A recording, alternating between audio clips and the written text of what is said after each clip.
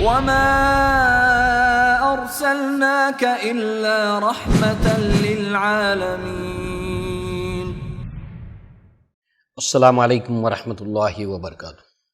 ان الحمد للہ والصلاة والسلام علی رسول اللہ واشہد ان لا الہ الا اللہ وحدہ لا شریک لہ واشہد ان محمدا عبدہ ورسولہ. اما بعد، وقال اللہ تبارک وتعالی لقد کان لکم فی رسول اللہ اسوۃ حسنہ لمن کان یرجو اللہ والیوم الآخر وذکر اللہ کثیرا. رب اشرح لی صدری ویسر لی امری واحلل عقدۃ من لسانی یفقہوا قولی. ناظرین، سلسلہ سیرت امام اعظم محمد رسول اللہ صلی اللہ علیہ وسلم کے عنوان کے حوالے سے آج ہم اللہ کے نبی کی سیرت میں پرورش و تربیت نبوی صلی اللہ علیہ وسلم کے حوالے سے کچھ باتیں سنیں گے. جتنے بھی انبیاء دنیا میں آئے، اللہ تبارک و تعالیٰ نے ان کے فرض منصبی یعنی نبوت کا فریضہ جو انہیں ادا کرنا ہوتا ہے، اللہ تعالیٰ اس نبوت کے فریضے کو ادا کرنے کے لیے جتنی خوبیاں، جتنی باتیں کسی نبی میں ہونا ضروری ہے، ان ساری باتوں کے لیے اللہ تعالیٰ اپنے نبیوں کے لیے ایسے حالات پیدا کرتا ہے کہ ان کی تربیت کا قدرتی اور فطری سامان اللہ تعالیٰ پیدا کرتا ہے. بس یہی عنوان ہم اللہ کے نبی صلی اللہ علیہ وسلم کے ساتھ آج سنیں گے انشاءاللہ. ویسے تو وقت کے ساتھ ساتھ نبوت کے دور تک بہت سی ایسی باتیں ہمارے سامنے آئیں گی جو اللہ کے نبی کے نبوت کے مقام تک پہنچانے کے لیے وہ ساری خوبیاں آپ کے اندر اللہ تعالیٰ وقت کے ساتھ ساتھ جو ہے وہ جمع کرتا چلا گیا. لہذا اللہ کے نبی صلی اللہ علیہ وسلم کی ولادت کے بعد عربوں کے اندر ایک رواج تھا، ایک ریت تھی، اور وہ یہ کہ وہ لوگ اپنے بچوں کی جو پرورش ہے ولادت کے بعد اس کو دیہاتوں میں بھیجا کرتے تھے. وجہ اس کی یہ کہ شہروں کے مقابلے میں دیہات کی آب و ہوا مصفہ ہوتی ہے، صاف ہوتی ہے، صحت افزا ہوتی ہے. اس حوالے سے وہ اپنے بچوں کو تندرست بنائے رکھنے کے لیے بچپن ہی سے ولادت کے بعد انہیں دیہاتوں میں بھیج دیا کرتے تھے، اور شہروں کے اندر دائیاں، دودھ پلانے والیاں جو ہے وہ آیا کرتی تھیں اور ان کے ساتھ بچوں کو دے دیا کرتے تھے. اور پھر جو ہے وہ ایام رضاعت یعنی دودھ پینے کے ایام جب بچے کے مکمل ہو جاتے تو بچے کو حوالے کر جاتی اس کے والدین کے، عوض کے اندر اس کا اکرام، عزت، تعظیم کے ساتھ ساتھ اس کو انعام سے بھی سرفراز کیا جاتا. یہ تھا طریقہ عربوں کے اندر. لہٰذا یہاں بھی وہی ہوا. اللہ کے نبی کی ولادت جب ہوئی تو دیہاتی جو عورتیں تھیں وہ بچوں کو لینے کے لیے آئیں، اور بنو سعد سے ایک قافلہ عورتوں کا آیا بچوں کو لینے کے لیے، اور اسی کے اندر حلیمہ سعدیہ رضی اللہ عنہا تھیں. اس لیے کہ بعد میں آپ کو ایمان لانے کا شرف حاصل ہوا. یہ آپ کی رضائی والدہ ہیں، یعنی وہ ماں جنہوں نے اللہ کے نبی صلی اللہ علیہ وسلم کو دودھ پلایا. لہذا حلیمہ سعدیہ جو ہے وہ اپنے شوہر کے ساتھ آتی ہیں اور انہوں نے اس پورے واقعے کو بیان کیا ہے. اور جو لوگ ادب کا سینس رکھتے ہیں یعنی ساہتیہ اور لٹریچر کا سینس رکھتے ہیں وہ اچھی طرح جانتے ہیں کہ حلیمہ سعدیہ سے کئی اشعار بھی منقول ہیں، اور آپ بہت ہی فصیح اللسان تھیں. صرف آپ ہی نہیں بلکہ آپ کا قبیلہ بنو سعد جو تھا وہ فصیح اللسان ایک قبیلے کے افراد وہاں پائے جاتے تھے. اس حوالے سے آپ دیکھیں کہ حلیمہ سعدیہ نے خود اپنے اس سفر کا تذکرہ کیا ہے جس کو ادب میں سفر نامہ کہا جاتا ہے. ایک طرح سے یہ سفر نامہ ہے. بہت خوبصورت انداز کے اندر آپ نے اس پورے سفر کی روداد سنائی ہے، مکہ آنے سے لے کر واپس جانے تک. اور اس فصیح اور بلیغ آپ کے اس سفر نامے کے اندر کئی ایک پہلو جو ہے وہ جمع ہو گئے ہیں کم سے کم الفاظ میں، جس کو ہم انگریزی میں کہتے ہیں پروفاؤنڈ، اور ادب میں کہتے ہیں کہ سمندر کو کوزے میں بند کر دینا، اور بمبئی کی زبان میں کہا جاتا ہے گاگر میں ساگر. تو ایسے کم سے کم الفاظ میں آپ نے جو اپنا سفر نامہ بیان کیا ہے وہ ثابت کرتا ہے کہ آپ بہت فصیح اللسان تھیں، زبان کے اوپر آپ کو قدرت حاصل تھی، بالکل ایسے ہی جیسے اللہ کے نبی کی والدہ آمنہ کو زبان کے اوپر قدرت حاصل تھی۔ اور ہم نے اللہ کے نبی کے والد عبداللہ کی وفات کے اوپر جو آپ نے مرثیہ کہا تھا اس کے کچھ اشعار ہم اس سے پہلے سن ہی چکے ہیں۔ لہٰذا آپ بیان کرتی ہیں حلیمہ سعدیہ کہ وہ اپنے شوہر کے ساتھ جو ہے وہ مکہ کے لیے روانہ ہوئی، ساتھ میں اور بھی عورتیں تھیں بنو سعد کی۔ وہ قحط سالی کے دن تھے، کیا کچھ بیان کر رہی ہیں اس مختصر سے جو ہے وہ سفر نامے کے اندر۔ وہ دور جو تھا قحط سالی کا دور تھا، اکال پڑا ہوا تھا، قحط پڑا ہوا تھا، بارش نہیں ہے اور سوکھا پڑا ہوا تھا، کچھ اگ نہیں رہا تھا، جانور بھوک پیاس کی وجہ سے پریشان، انسان پریشان۔ تو قحط سالی کے دن تھے، کھانے پینے کی کوئی چیز قحط نے نہیں چھوڑی تھی۔ لہذا کہتی ہیں کہ ہماری جو کل ملا کر جو جاگیر تھی وہ تھی ایک اونٹنی، اور وہ بھی اللہ کی قسم اس کے تھان کے اندر ایک قطرہ دودھ نہیں تھا۔ ظاہر سی بات ہے عربوں کی غذا تھی دودھ، اونٹ کا دودھ، بکریوں کا دودھ، اور اس کے تھان میں ایک قطرہ دودھ تک نہیں تھا۔ اور خود حلیمہ سعدیہ کا ایک بچہ تھا، کہتی ہیں کہ میرا بچہ بھوک کی وجہ سے روتا تھا، اور اس کے رونے کی وجہ سے بھوک کے ہم دونوں بھی رات رات بھر سو نہیں پاتے تھے۔ یہ تھے کل ملا کر حالات۔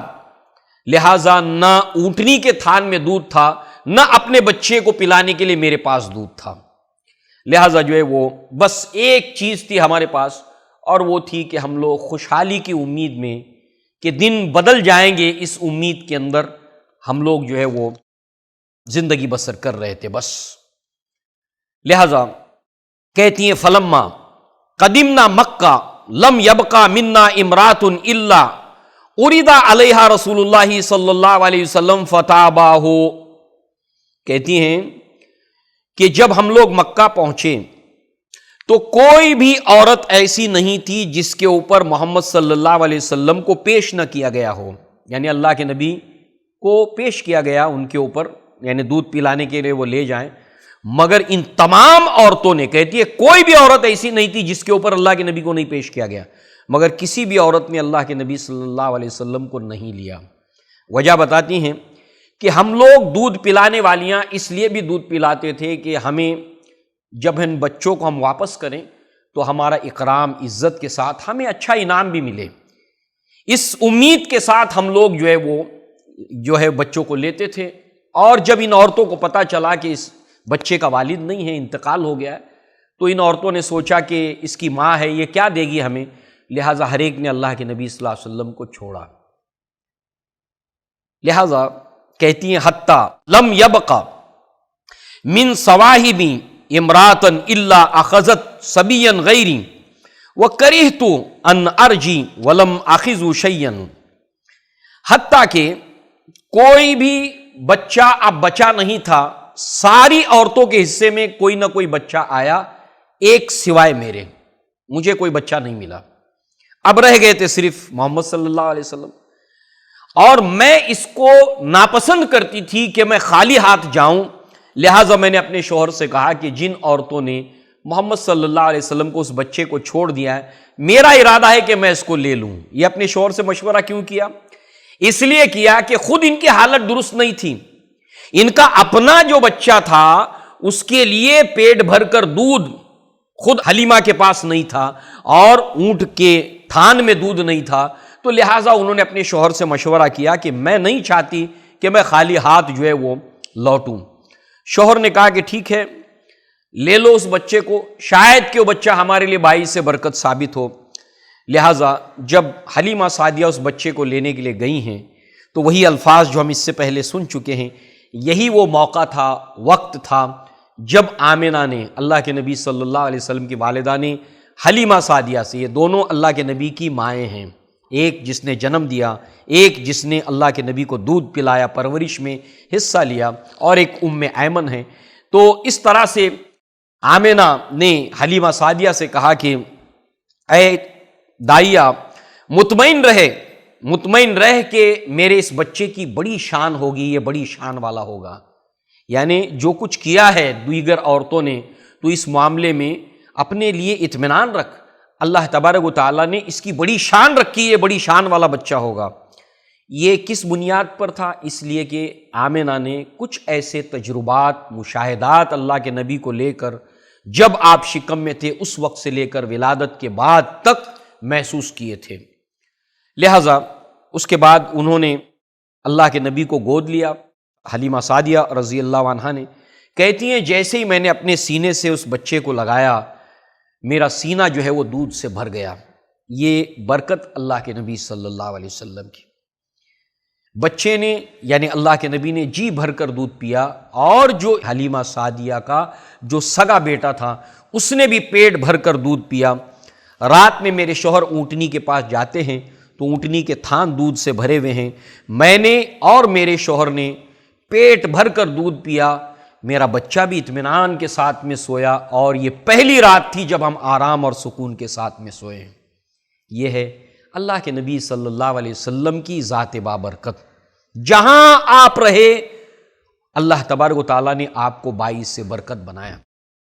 لہٰذا اس کے بعد جو ہے وہ آپ کے شوہر جو ہے وہ حلیمہ سعدیہ کے شوہر کہتے واللہ یا حلیمہ، اے حلیمہ اللہ کی قسم، الا اصبتی نسمتن مبارکہ، کیا تو دیکھتی نہیں ہے کہ یہ بچہ جو ہے وہ بڑا باعث برکت بچہ ہمارے لیے جو ہے وہ ثابت ہوا ہے۔ لہٰذا ہم وہاں سے واپس لوٹے، مکہ سے بچے کو لے کر واپس لوٹے۔ اللہ کی قسم ہماری سواری سب سے آگے تھی، اور کوئی بھی خاتون ہماری سواری کو چیس نہیں کر سکتی تھی، اس کے برابری میں نہیں آ رہی تھی۔ لہٰذا مجھے پکار پکار کر وہ میری ساتھیاں کہتی تھیں کیا یہ وہی اونٹنی ہے جس کے اوپر تو ہمارے ساتھ آئی تھی، کہ تیری اونٹنی اب سب سے آگے ہے؟ ظاہر سی بات ہے کہ جب حلیمہ مکہ آ رہی تھی اپنی ساتھیوں کے ساتھ تو حال یہ تھا کہ اونٹ کی کمزوری، جو اونٹنی کی جو کمزوری تھی، اس کمزوری کی وجہ سے حلیمہ سعدیہ کی اونٹنی پیچھے رہ جاتی تھی، اور ان کی سکھیاں جو تھی ساتھ میں آنے والی وہ پریشان رہتی تھی، ان کو رکنا پڑتا تھا حلیمہ کے لیے۔ لہٰذا واپسی کے وقت یہ اونٹنی اتنی تیز رفتار ہو گئی، اتنی توانا ہو گئی کہ ٹھہرنے کا نام نہیں لیتی تھی، اور وہ سہیلیاں کہتی ہیں کہ کیا یہ وہی اونٹنی ہے کیا جس کے اوپر تو چل کے آئی تھی؟ آتے وقت میں تو یہ تیز و ترار ایسی نہیں تھی۔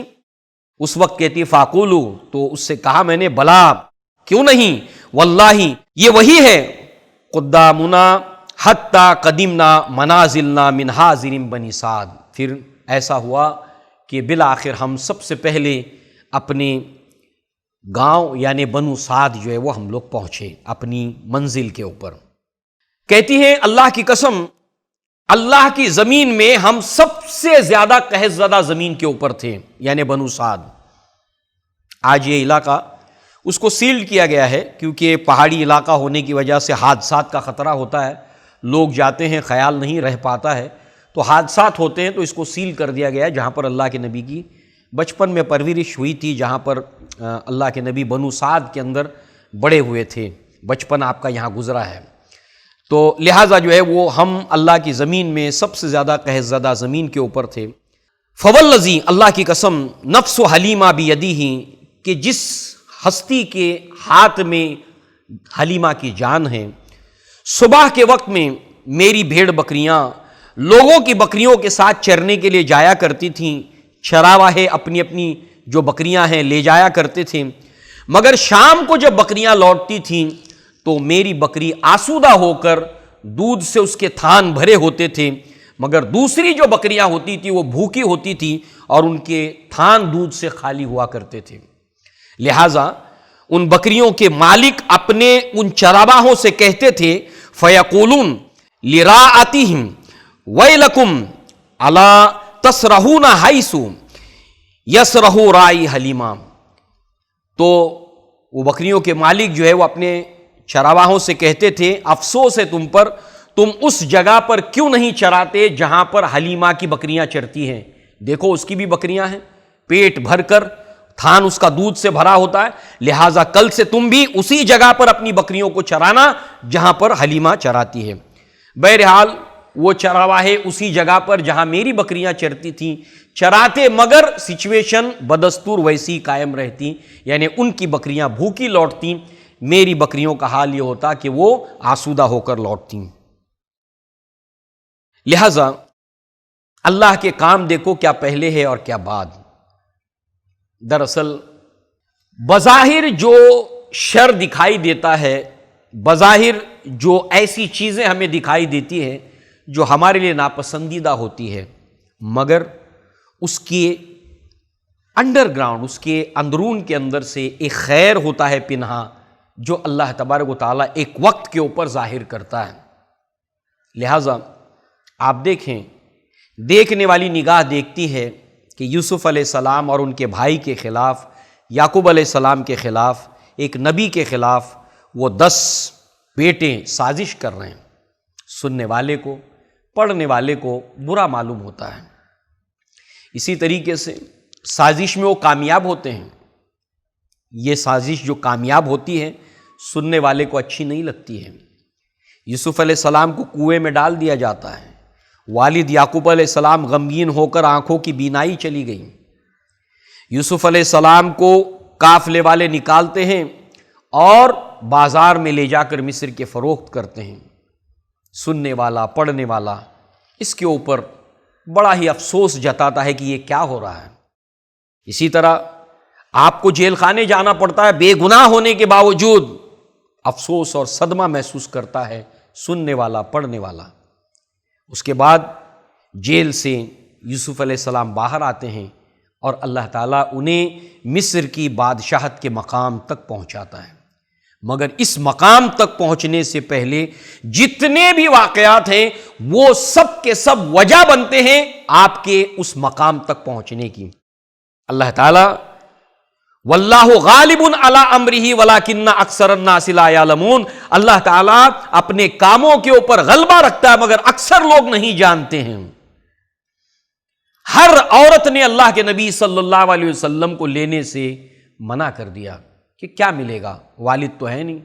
دراصل ان عورتوں نے اللہ کے نبی کو ریجیکٹ نہیں کیا، رد نہیں کیا، بلکہ اللہ تعالیٰ نے ان عورتوں کو رد کر دیا۔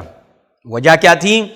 اللہ تبارک و تعالیٰ اپنے نبی صلی اللہ علیہ وسلم کے لیے تربیت کا سامان کر رہا ہے، اور حلیمہ سعدیہ فصیح اللسان تھی، بنو سعد فصیح اللسان قبیلہ تھا۔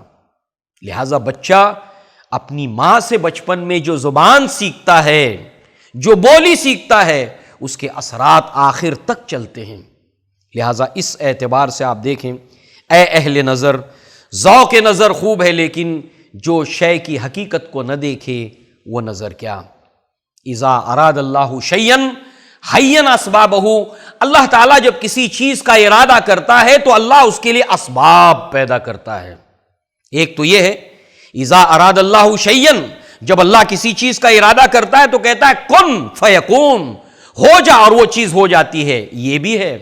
اور ایک یہ ہے کہ جب اللہ تعالیٰ کسی چیز کا ارادہ کرتا ہے تو اللہ اس کے لیے اسباب پیدا کرتا ہے۔ ہم کامیابی کے جس مقام کے اوپر پہنچتے ہیں ہماری نگاہ صرف کامیابی کے اوپر ہوتی ہے، مگر اللہ تعالیٰ اس مقام تک پہنچنے سے پہلے جو چھوٹے سے لے کر بڑے اسباب بنتے ہیں ان اسباب سے ہماری نگاہ اڑ جاتی ہے، ان اسباب تک ہماری نگاہ نہیں جا پاتی ہے۔ لہذا یہاں پر اللہ تبارک و تعالیٰ نے تمام نبیوں کی جو تربیت کرتا ہے، چونکہ انہیں نبوت کا جو فریضہ ادا کرنا ہوتا ہے اس کے اندر ان کا کلام بہت اہمیت کا حامل ہوتا ہے۔ جیسے کہ اللہ تعالیٰ نے قرآن میں سورہ ابراہیم کے اندر فرمایا وَمَا أَرْسَلْنَا مِن رَّسُولٍ إِلَّا بِلِسَانِ قَوْمِهِ لِتُبَيِّنَ لَهُمْ، اور نہیں بھیجا ہم نے کسی بھی رسول کو مگر یہ ہے کہ ان کی قوم کی زبان بولتے ہوئے وہ رسول آئے تاکہ وہ ان کے لیے اللہ کے پیغام کو واضح کر کے سنائیں۔ یہ نبیوں کی ذمہ داری ہوتی ہے، اور واضح کرنے کے لیے لینگویج کے اوپر کمانڈ کا ہونا ضروری، زبان کے اوپر دسترس کا ہونا ضروری۔ تو لہٰذا ہر نبی کو اللہ تعالیٰ ایسا ماحول مہیا کرتا ہے کہ اس کو زبان کے اوپر دسترس حاصل ہوتی ہے۔ اللہ کے نبی کے تعلق سے یہ بات معروف ہے، اور آپ نے بھی فرمائی انا افصح العرب، میں عرب کا فصیح اللسان ہوں۔ اور صحابہ کرام اللہ کے نبی کو جب گفتگو کرتے ہوئے دیکھتے تو بڑے حیرت کے ساتھ میں دیکھتے، اور اتنی ہی حیرت کے ساتھ نبی سے سوال بھی پوچھتے تھے۔ لہٰذا آپ دیکھیے اللہ تعالیٰ نے سورہ طٰہٰ کے اندر موسیٰ علیہ السلام کے تعلق سے فرمایا کہ میں نے اپنی محبت کو تیرے لیے مخصوص کر لیا، تجھ میں اپنی محبت کو ڈال دیا اپنی طرف سے، اور تاکہ تو پرورش پائے ہماری نگاہوں کے سامنے۔ تو ہر نبی کی جو پرورش ہوتی ہے، جب کوئی انسان اللہ کے نبی کی سیرت کو پڑھے، اللہ کے نبی کی سیرت کو جانے، تو بچپن سے آپ دیکھیے کہ اس نبوت کے مقام تک پہنچنے سے پہلے اللہ کیسے اسباب کو فراہم کرتا ہے، ان میں سے یہ بھی ایک ہے۔ لہذا یہاں پر اللہ کے نبی صلی اللہ علیہ وسلم نے فرمایا، اور مسلم شریف کی یہ روایت ہے، پوری روایت کی بجائے ہم وہ حصہ دیکھیں گے جو ہمارے عنوان سے متعلق ہے، یہ روایت بعد میں پوری ہمارے سامنے آنے والی ہے۔ اللہ کے نبی نے فرمایا فضلت علی الانبیاء بست، اللہ تعالیٰ نے 6 چیزوں کے ذریعے سے مجھے فضیلت دی ہے پچھلے انبیاء کے مقابلے میں۔ 6 چیزیں مجھے فضیلت ملی ہے مجھے پچھلے انبیاء کے مقابلے میں۔ ان میں سے ایک یہ ہے، اوتیت جوامع الکلم، اوتیت جوامع الکلم، مجھے جامع کلمات دیے گئے ہیں، پروفاؤنڈ کلمات دیے گئے ہیں، یعنی کم سے کم الفاظ میں بڑے سے بڑا معنی جس کے اندر ہو، جس کو آپ کہتے ہیں 100 سونار کی اور 1 لوہار کی، جس کو آپ کہتے ہیں کہ ساگر کو گاگر میں بند کر دینا، جس کو آپ کہتے ہیں سمندر کو کوزے میں بند کر دینا۔ ایسے اللہ کے نبی کم سے کم الفاظ کا استعمال کرتے تھے، اور وہ الفاظ کی جو لڑیاں ہوتی تھیں، اس کی جو ترتیب ہوتی تھی، صحابہ کہتے جیسے موتی کی لڑیاں ہوں۔ اتنے بہترین انداز میں اللہ کے نبی اپنی بات کو پریزنٹ کرتے تھے، اپنی بات کو رکھتے تھے۔ لہٰذا اللہ کے نبی نے فرمایا فضلت علی الانبیاء بست، اللہ تعالیٰ نے 6 چیزوں سے مجھے دوسرے انبیاء پر فضیلت دی ہے۔ ان میں سے ایک یہ ہے 6 میں سے کہ مجھے جامع کلمات دیے گئے ہیں، فصیح اور بلیغ کلمات مجھے دیے گئے ہیں۔ لہٰذا اللہ کے نبی سے صحابہ نے سوال پوچھا، علماء نے، اسلاف نے اس عنوان کے اوپر مستقل کتابیں لکھی، اور کسی کتاب کے اندر اس عنوان کے اوپر ایک چیپٹر بھی قائم کیا۔ بہت ہی خوبصورت عنوان ہے اللہ کے نبی کی سیرت کو لے کر، کہ اللہ کے نبی کیسے فصیح اللسان تھے۔ اور اگر آپ اللہ کے نبی کے خطبات کو پڑھیں، اللہ کے نبی کی احادیث کو پڑھیں، سنیں، آپ کو فوراً محسوس ہوگا کہ کتنے جامع کلمات اللہ کے نبی استعمال کرتے تھے۔ وجہ، اللہ نے بچپن سے آپ کے لیے ماحول پیدا کیا کہ آپ کی والدہ آمنہ فصیح اللسان تھیں۔ مرثیہ کے اشعار ہم سن چکے ہیں، حلیمہ سعدیہ کا سفر نامہ ابھی ہم نے سنا ہے۔ جب صحابہ نے اللہ کے نبی سے پوچھا، اے اللہ کے نبی، کیا بات ہے کہ ہم آپ کو بہت ہی فصیح اللسان دیکھتے ہیں، آپ کے جیسا فصاحت کے ساتھ گفتگو کرنے والا ہم نے نہیں دیکھا عرب میں۔ اس پر اللہ کے نبی نے فرمایا وما یمنعنی، ایسا ہونے کے لیے کون سی چیز رکاوٹ بن سکتی ہے، ایسا کیوں نہ ہو، ایسا ہونے میں کون سی چیز مانع ہو سکتی ہے، کیونکہ ولدت فی قریش، میری پیدائش قریش میں ہوئی ہے، اور جتنے عرب کے قبائل تھے ان میں قریش جو ہے وہ فصیح اللسان تھے، اور قریش کے اندر اللہ کے نبی کا قبیلہ فصیح اللسان تھا۔ ایک سے بڑھ کر ایک آپ دیکھ لیجئے بنو ہاشم کے اندر، ابو طالب کے بارے میں ابھی ہم آگے چل کے سیرت میں آئے گا، کیسے کیسے کلمات ان کی زبان سے نکلے ہیں، فصیح اور بلیغ، اندازہ ہوگا۔ اور اللہ کے نبی نے اپنے دادا کے بعد ابو طالب کے گھر کے اندر پرورش ہوئی آپ کی، اور وہ ماحول آپ کو ملا۔ اسی طریقے سے عبد المطلب کے اشعار ہم آگے پڑھنے والے ہیں، اس سے پہلے پڑھ چکے ہیں آپ کی فصاحت اور بلاغت کے تعلق سے۔ جب عبد المطلب نے ابرہہ سے گفتگو کی، کم سے کم الفاظ تھے مگر کیا کچھ نہیں کہہ دیا آپ نے، اس کے اندر وارننگ بھی دے دی، اس کو انذار بھی کیا کہ تو جو ایک قدم اٹھا رہا ہے اس کا بہت خطرناک بھگتان ہے جو تجھے بھگتنا پڑے گا، اور وہ ہوا۔ تو چاہے دادا ہو، چاہے آپ کے چچا ہوں، جس گھر میں آپ پرورش پائے ہوں، تو ایک سے بڑھ کر ایک افراد جو ہے وہ بنو ہاشم کے اندر فصیح اللسان تھے۔ اللہ کے نبی صلی اللہ علیہ وسلم کہتے ہیں ولدت فی قریش، ایسا کیوں نہ ہو کہ میری زبان میں فصاحت اور بلاغت ہو، کیونکہ میری پیدائش جو ہوئی ہے وہ قریش کے اندر ہوئی ہے، اور قریش فصیح اللسان ہے۔ نمبر 2 اس کی وجہ، وَنَشَأْتُ فِي بَنِي سعد، میرا انشاء کہتے دھیرے دھیرے پروان چڑھنے کو، میرا انشاء ہوا ہے دودھ پینے کے جو ایام ہیں اس وقت سے لے کر اللہ کے نبی بنو سعد میں 6 مہینے کے ہوئے، 7 مہینے کے ہوئے، 8 مہینے کے ہوئے، 1 سال کے ہوئے، 2 سال کے ہوئے، حلیمہ سعدیہ لے گئیں واپس، پھر واپس لے آئیں، پھر 4 سال تک یا 5 سال تک اللہ کے نبی رہے، دھیرے دھیرے 5 سال تک اللہ کے نبی بنو سعد میں پروان چڑھے، 5 سال کے ہوئے۔ لہٰذا میری انشاء جو ہوئی ہے وہ بنو سعد میں ہوئی ہے۔ وَإِنَّمَا أُنزِلَ الْقُرْآنُ بِلِسَانٍ عَرَبِيٍّ مُبِينٍ، اور مجھ پر جو قرآن نازل کیا گیا ہے وہ بین اور مبین عربی زبان کے اندر، صریح اور بین کلیئر عربی زبان کے اندر مجھ پر یہ قرآن نازل کیا گیا ہے، لہٰذا آپ اس کو یاد کرتے تھے۔ جیسے کہ سورہ قیامہ کا جب ذکر آئے گا ہم دیکھیں گے کہ اللہ تعالیٰ نے اپنے نبی سے کہا لا تحرک بہ لسانک لتعجل بہ ان علینا جمعہ وقرآنہ، اے نبی آپ اپنی زبان کو تیزی سے حرکت نہ دیں کہ اس کو جلدی جلدی یاد کریں۔ تو اللہ کے نبی نے پورے قرآن کو پڑھا، یاد کیا۔ اس کا دور جبریل کے سامنے ہر رمضان میں آپ کرتے تھے اور آخری رمضان میں 2 مرتبہ آپ نے کیا۔ تو ایسا کیوں نہ ہو، اس لیے کہ میری پیدائش قریش میں ہوئی، میری انشاء بنو سعد میں ہوئی، اور اللہ نے جو قرآن مجھ پر نازل کیا وہ مبین عربی مبین زبان کے اندر اللہ تعالیٰ نے نازل کیا۔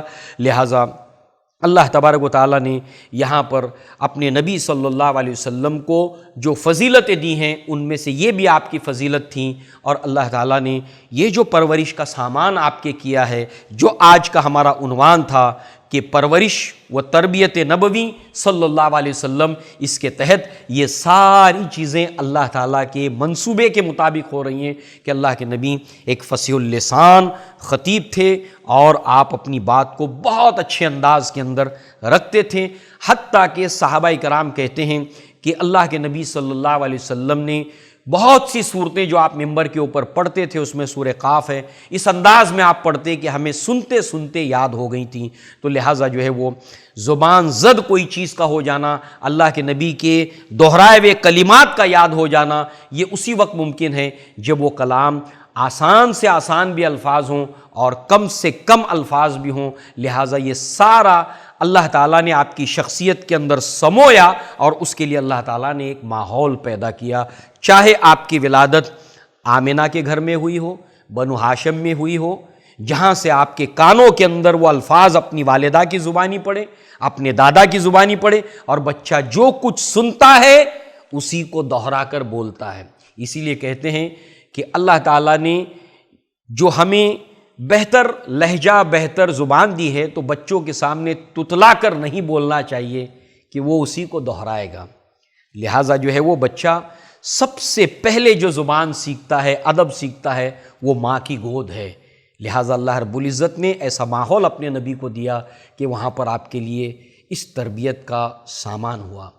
اللہ تعالیٰ سے دعا ہے کہ اللہ تعالیٰ ہماری قوم کی ماؤں کو، بہنوں کو اس کی سمجھ عطا فرمائے کہ وہ اپنے بچوں کی تربیت میں ان کی لینگویج، ان کی زبان کے اوپر خاص توجہ دیں کہ وہ بچے کی شخصیت کا، اس کی کامیابی کا ایک بہت بڑا ذریعہ ہے۔ اقول قولی ھذا واستغفر اللہ لی ولکم ولسائر المسلمین والمسلمات، وآخر الدعوانا ان الحمد للہ رب العالمین۔ السلام علیکم ورحمۃ اللہ وبرکاتہ۔ وما أرسلناك إلا رحمة للعالمين